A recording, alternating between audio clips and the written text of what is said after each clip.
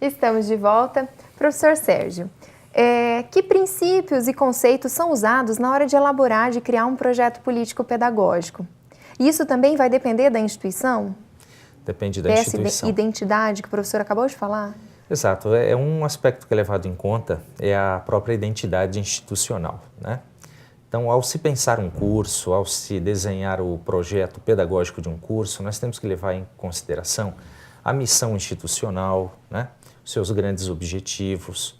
Nós temos que levar em consideração a identidade que ela já adquiriu, a história que ela tem, as diretrizes que o Ministério da Educação estabelece para aquele curso. Isso é fundamental. Como eu disse anteriormente, o Estado é quem regulamenta e quem fiscaliza.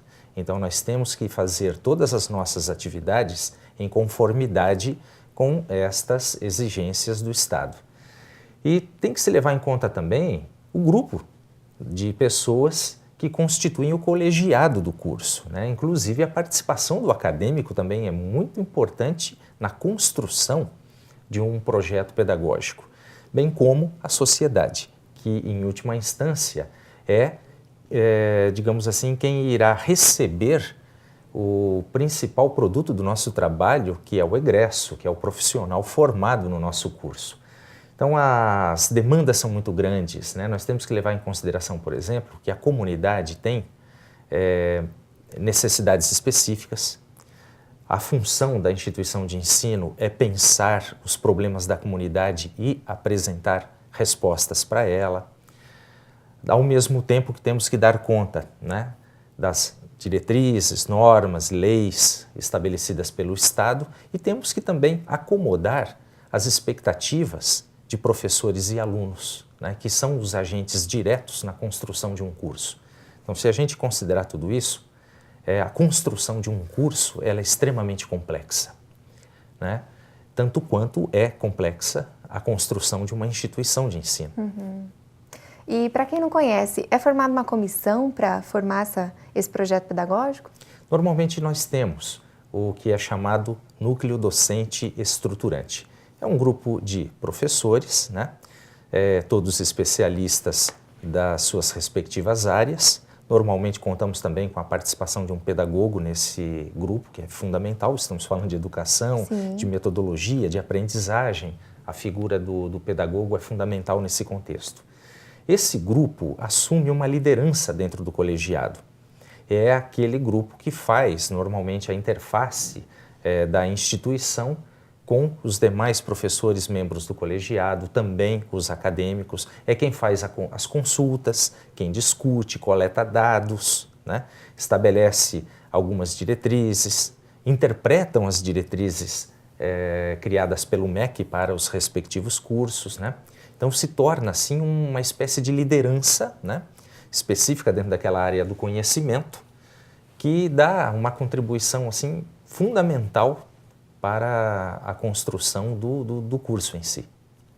Professor, não é a primeira vez que o Brasil fica muito atrás no ranking de educação quando comparado a outros países. Na sua visão como gestor, como professor, o que a gente precisa fazer para melhorar a educação no nosso país?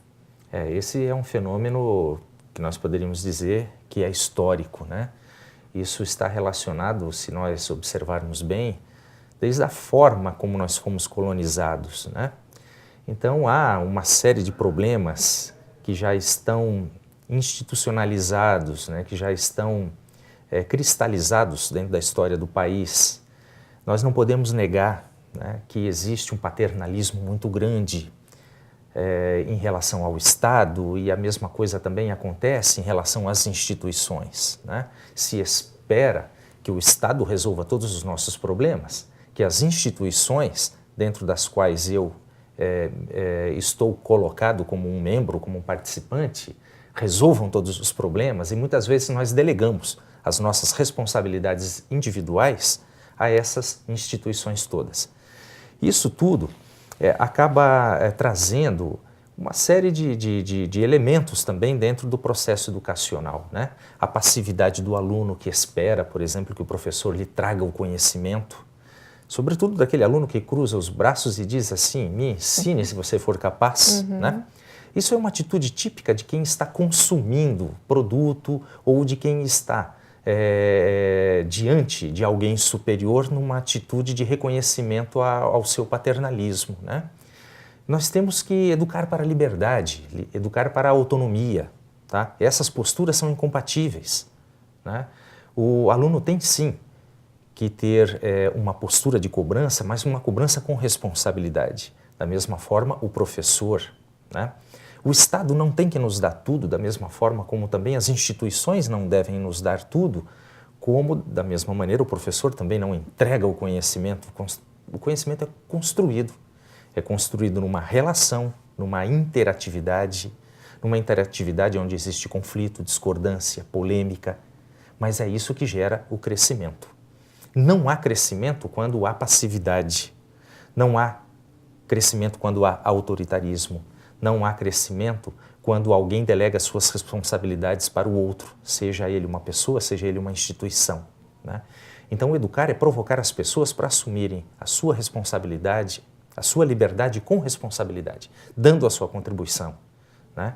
E em se tratando de produção do conhecimento, nós temos que entender que isso é fundamental. O conhecimento é uma coisa feita com sacrifício, com empenho, com suor, né? Não se faz conhecimento magicamente. E isso é uma cultura que nós temos que implantar dentro das instituições de ensino. Mas o senhor concorda que isso começa lá dentro de casa? Começa. E é uma coisa histórica, como eu disse antes, né? No nosso processo de colonização, nós nos acostumamos a viver num paternalismo cômodo, que de uma certa maneira nos apresentam as coisas prontas, né? Nós nos damos o direito apenas de cobrar e consumir, né? Cobrar e consumir. Nós vemos nos outros os nossos provedores, nós não nos reconhecemos como provedores de si mesmo e da comunidade. E por isso, muitas vezes, é bastante cômodo e bastante comum as pessoas simplesmente ficarem numa postura passiva, né, esperando que alguma coisa caia em suas mãos ou que algum conteúdo caia em sua mente, né? Isso não pode acontecer. Eu tenho que construir meu conhecimento. Então, a postura de quem investiga, de quem pesquisa, de quem analisa, reflete, pensa, erra, né? É fundamental para o crescimento, para a construção do saber, para a construção da minha própria profissão, né? Do meu currículo acadêmico, do meu currículo profissional. Isso tudo é muito importante. E, infelizmente, ainda isso é muito confuso na cabeça de algumas pessoas. Elas sabem cobrar, mas não sabem assumir a responsabilidade que lhe compete, né? Muitas vezes até acham que conhecimento é um produto para ser consumido. O conhecimento não é para ser consumido, sobretudo dentro de uma instituição de ensino, tá? A comunidade olha com a expectativa de que nós sejamos liderança na produção do conhecimento. Nós temos que nos colocar na fronteira do conhecimento, né? Aqueles que estão construindo conhecimento novo, que estão apontando os novos rumos para a comunidade, e não simplesmente aqueles que estão em busca de algo que já esteja pronto para ser consumido e descartado. E o que a gente vê muito dentro da faculdade são pessoas que já passaram dos seus 18 anos e que não têm o mínimo de senso crítico, né? E isso interfere diretamente. Como nós não fomos educados para ter esse senso crítico e participativo, então é natural que essa postura se reflita, né? Mas nós temos que considerar também algumas coisas. As novas gerações que estão adentrando os muros da universidade são gerações com um perfil muito diferente, né? São pessoas que interagem com mais facilidade, com mais rapidez, são pessoas que estão conectadas, afinadas com as novas tecnologias. Isso coloca em suas mãos muito mais informações, o que não significa que necessariamente tenham conhecimento. A informação é uma coisa, conhecimento é outra. Sim. Né? As informações desconexas, desencontradas, tá? Superficiais, exatamente. Elas não se convertem em conhecimento, né, simplesmente porque eu tenho acesso a elas. Não. O conhecimento, ele é resultado de um processo investigativo, reflexivo, aonde eu me apodero da informação para que, com ela, eu possa construir coisas novas, conhecimentos novos, eu incorporo e aquilo passa a ser meu, né? Esse processo é que nós, no ensino superior, temos que desencadear nos alunos, né? Até se fala muito que hoje educar não é passar conteúdo, mas é ensinar a aprender, né? É mais ou menos isso. O que nós temos que dar para os alunos são as ferramentas metodológicas para que eles possam transformar as informações a que eles têm acesso em conhecimento.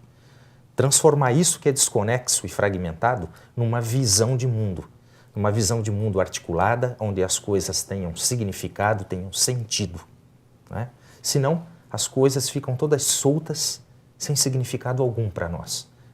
Isso significa que viveríamos, né, num mundo caótico se fosse assim. O mundo não é caótico, ele é cósmico, ele tem ordem. Se ele tem ordem, ele tem critérios. As coisas têm significado, não existem por acaso, tá? Nós somos capazes de criar tudo isso quando a gente transforma informação em conhecimento.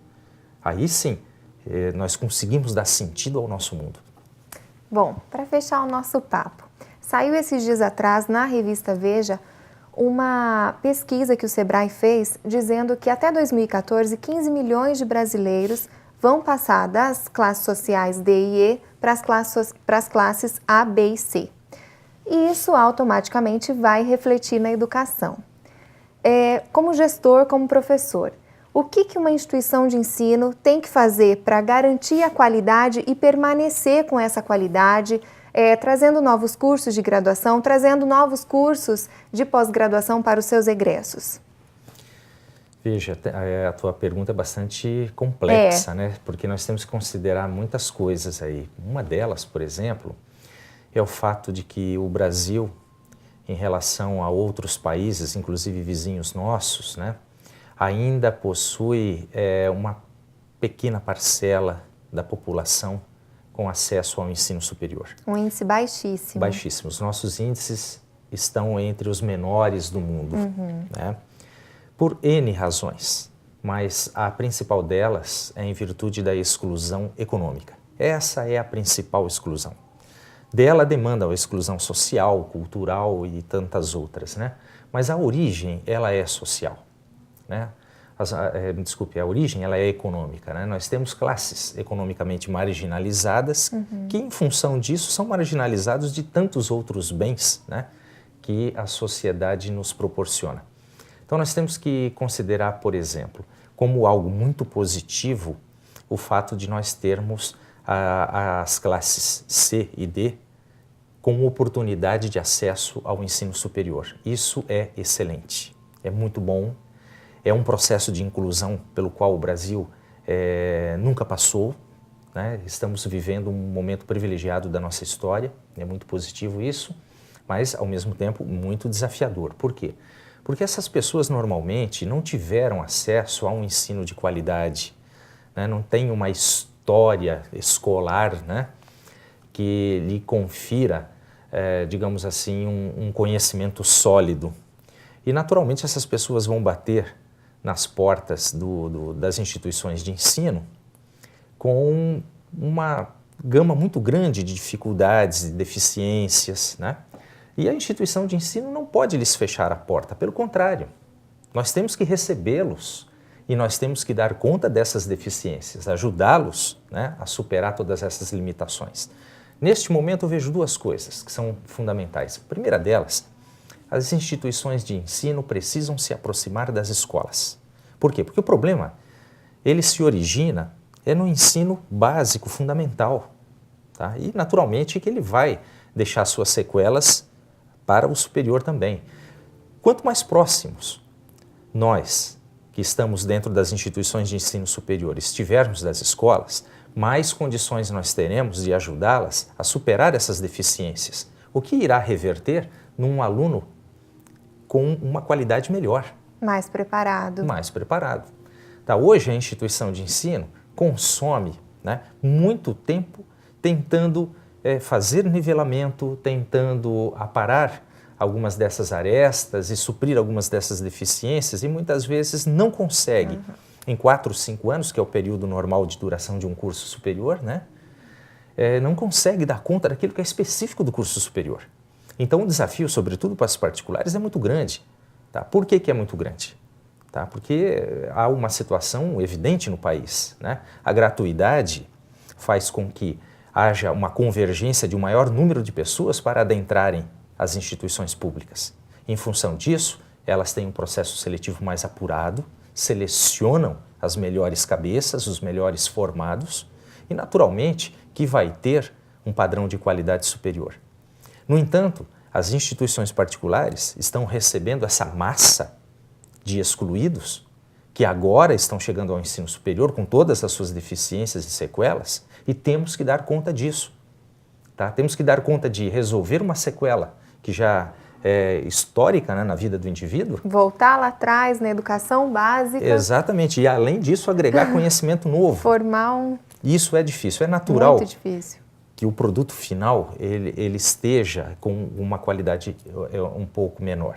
Mas é importante que a gente diga o seguinte, contudo, as instituições particulares de ensino no país estão dando conta de colocar bons profissionais no mercado de trabalho, cidadãos conscientes dos seus deveres, dos seus compromissos e dos seus direitos também, tá? Mas elas ainda são vítimas de um ranqueamento injusto. Tá? Por mais que o MEC diga que não é a intenção, né, de usar o processo avaliativo para ranquear as instituições, o que acontece na prática é isso, elas são ranqueadas, são comparadas, mesmo estando em condições desiguais. E o que mais assim, me deixa chateado é que poucos enxergam a imensa contribuição social que as instituições particulares estão dando para o país. Por quê? Porque estão tratando da grande massa de excluídos. A FAG, a nossa instituição hoje, tem 67% de alunos oriundos de escolas públicas. E esses alunos, muitas vezes, tiveram uma história escolar, tá, das menos privilegiadas. E eles nos desafiam. Eles têm direito ao conhecimento. E é um bom conhecimento, um conhecimento de qualidade. Portanto, nós temos que ser duplamente competentes em resgatar o que foi perdido na história escolar desse indivíduo e, ao mesmo tempo, agregar conhecimento novo para que ele seja um bom profissional e possa sobreviver num mercado competitivo como o nosso. Professor Sérgio, muito obrigada pela participação. Volte sempre que puder. Obrigado. A você que nos acompanhou, muito obrigada. Se você quiser rever o papo, acesse tvfag.com.br ou visite o nosso canal no YouTube. Até a próxima. Tchau!